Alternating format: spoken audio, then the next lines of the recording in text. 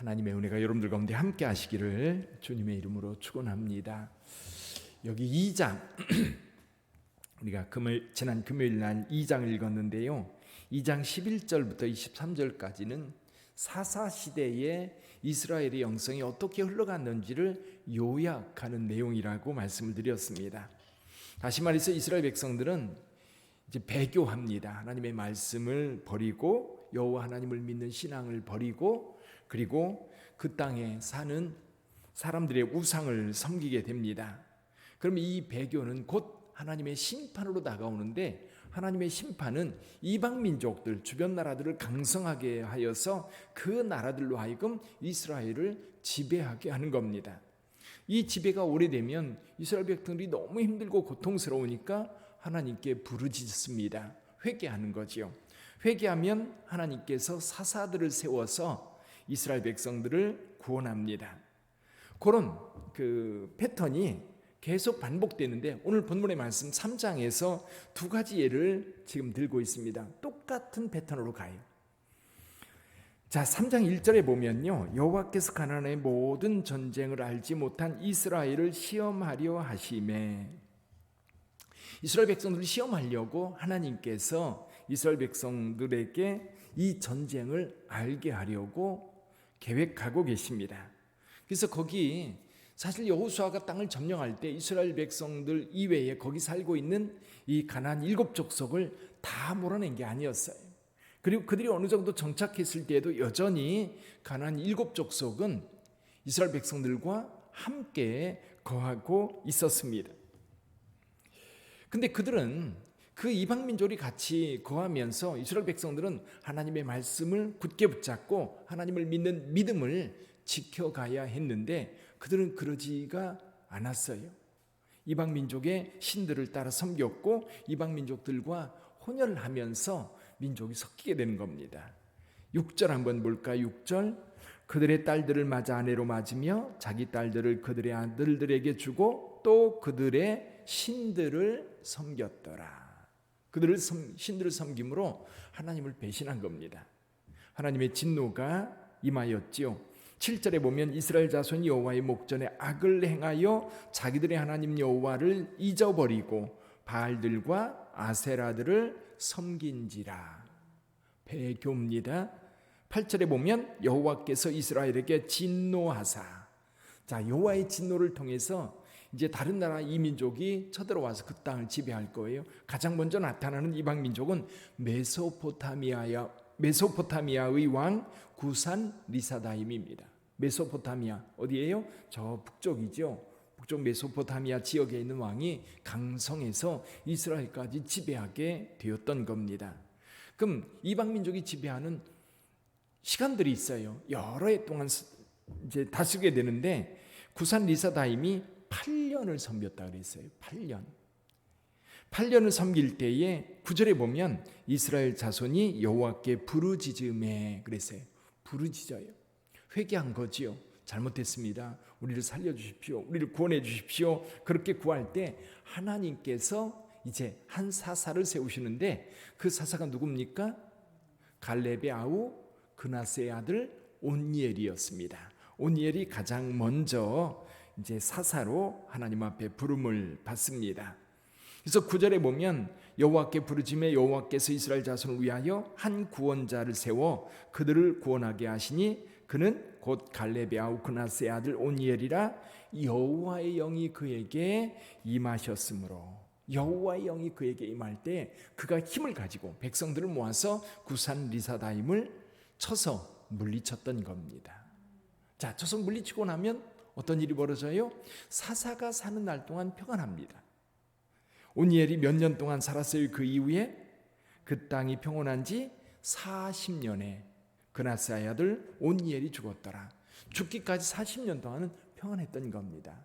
그 힘이 이스라엘 백성들을 지배할 수 있었고 이방 민족들이 더 이상 침범하지 못했고 사사들이 사는 날 동안 이스라엘 백성들은 또 하나님을 잘 섬겼던 겁니다. 자, 두 번째 경우에 볼까요? 12절에 보면 이스라엘 자손이 또 여호와의 목전에, 여기 또라는 말을 쓰고 있어요. 자, 한 번의 패턴이 지났습니다. 근데 또다시 이스라엘 백성들이 하나님을 배신한 거예요. 이스라엘 자손이 여호와의 목전에 악을 행함으로 여호와께서 모압 왕 에글론을 강성하게 하사 그들을 대적하게 하시매. 전에 온니엘이 사사가 있을 때는, 사사가 될 때에는 저 북쪽 메소포타미아 왕 구산 리사다임을 통해서 이스라엘을 징계했다면, 이번에는 모압 왕 에글론, 모압은 이스라엘의 동쪽편에 있지요. 사이바다 동쪽편에 있는 그 지역에 사는 사람들인데, 이 에글론이라고 하는 사람이 암몬과 아말렉 모든 사람들과 연합해서 한꺼번에 쳐들어온 거예요. 그래서 종려나무 성, 어느 성이에요? 여리고죠. 여리고가 종려나무 성입니다. 이 성을 점령하고 이스라엘 백성들을 지배하는데 몇 년 동안? 18해 동안, 18년 동안 이스라엘 백성들을 지배했던 겁니다. 18년 동안 얼마나 힘들었을까요? 그렇죠? 또다시 이스라엘 백성들이 너무 힘들고 고통스러우니까 여호와께 부르짖습니다. 15절. 그렇죠?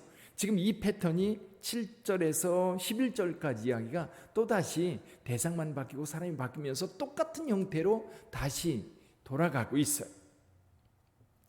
하나님께서 또다시 한 구원자를 세웁니다. 이번에는 베냐민 지파의 에훗이라고 하는 사람을 세웁니다. 이 에훗은 왼손잡이라고 했어요. 왼손잡이. 여러분, 중동 사람들은요, 오른손 왼손을 철저하게 구분합니다. 근데 여기 왜 왼손잡이라고 했을까요? 오른손을 못 쓴다는 얘기입니다. 오른손이 이제 장애가 있다는 얘기고, 왼손만 쓰니까 이 에글론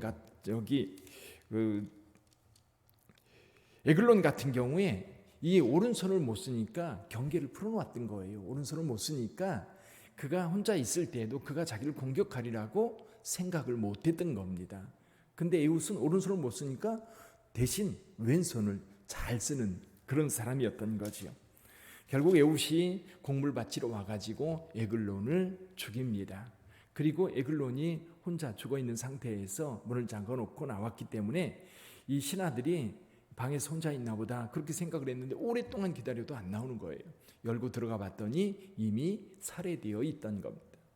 그리고 이 에훗이 나와서 어디로 가요? 에브라임 지파